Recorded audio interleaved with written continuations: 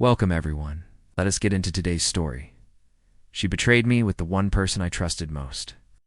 But karma had bigger plans. My wife and I had been together since we were 16. High school sweethearts, 15 years of shared history. Laughter, struggle, and eventual betrayal.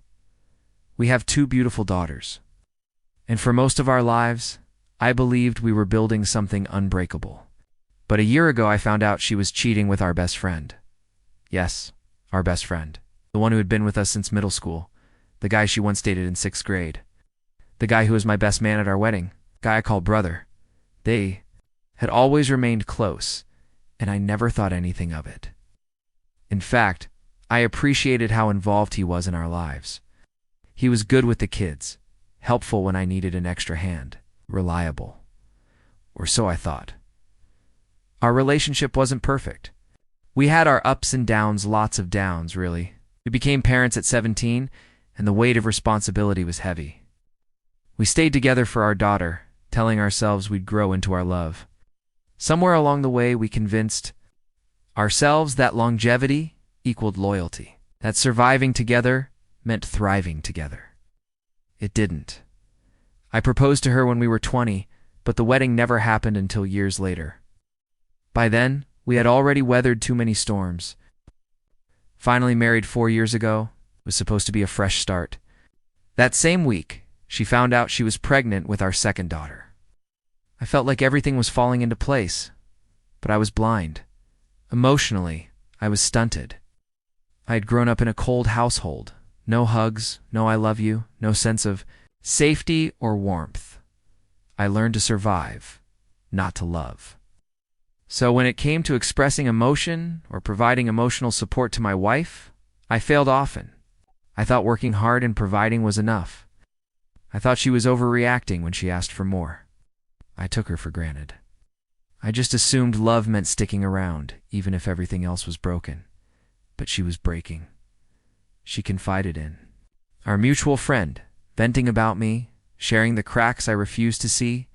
At some point, she asked him, what if we had ended up together instead?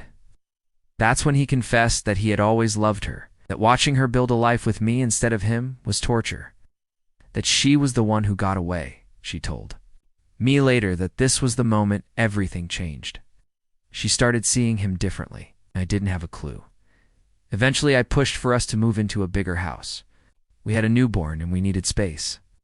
She started working again to support that dream with him. It's the same job I helped him get, the same man I vouched for. She even traveled out of town with him for work. I trusted them both blindly, to even. When a friend's girlfriend suspected something and found messages between them, I dismissed it. I defended them. I told myself and to others that our friendship was stronger than suspicion.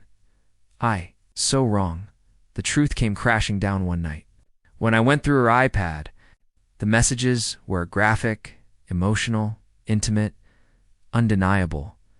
She wasn't just sleeping with him. She loved him. She had told her cousin how much she enjoyed being with him physically and emotionally. She confessed. Said she had been checked out of our marriage long before they crossed the line. That he gave her what I couldn't. That she felt seen, heard, wanted, was devastated.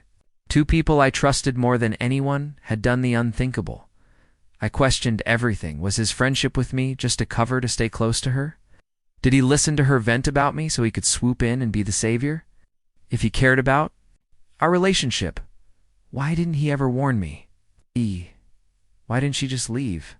But none of those questions would change the truth.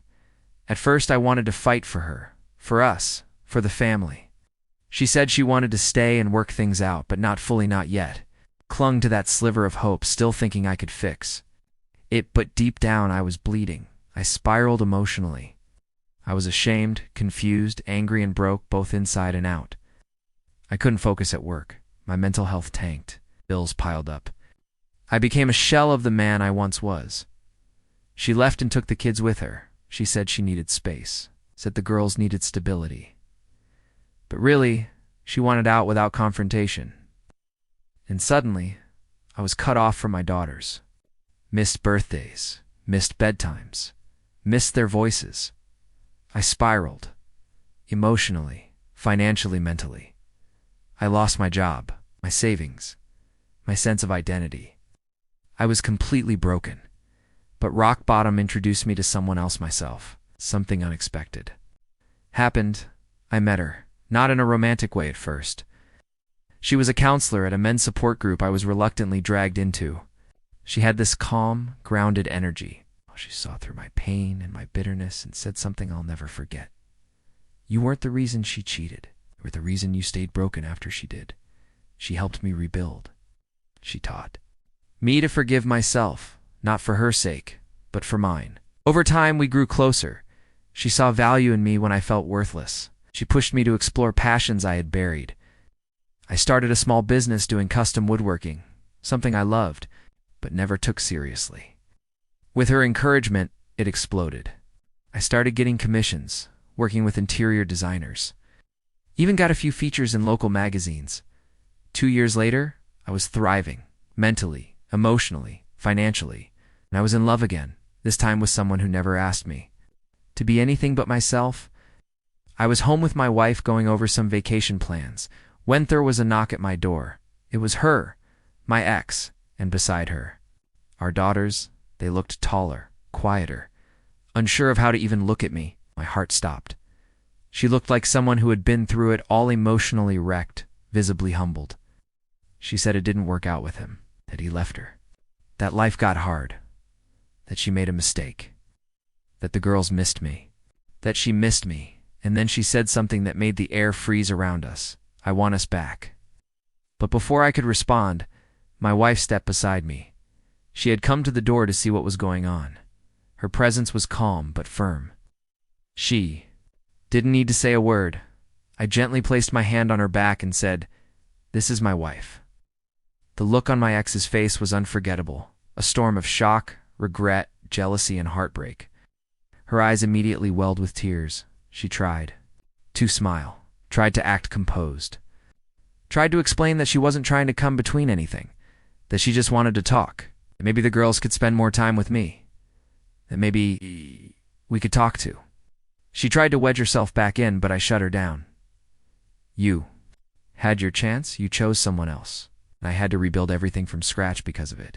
I don't hate you, but I'm not yours to reach for anymore." She looked at the girls, then back at me. I invited them in, just the girls. We spent the weekend catching up, laughing, cooking, painting. They saw a new version of me, strong, centered, happy, and she saw what she had thrown away. And this time I chose myself too. Sometimes rock bottom is a blessing. Sometimes betrayal is the beginning of becoming. I lost everything I thought mattered only to find out what really did. Give us a like, comment, and subscribe for more stories like this.